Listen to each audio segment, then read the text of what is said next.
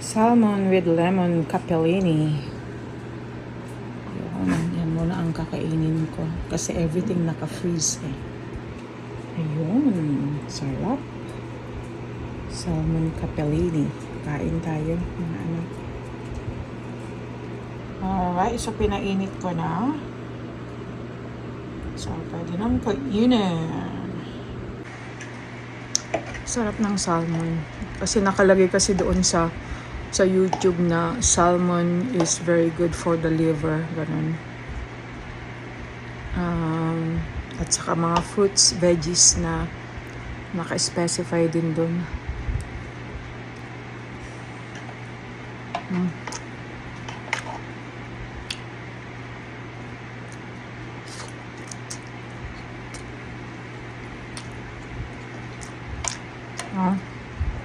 Sarap talaga.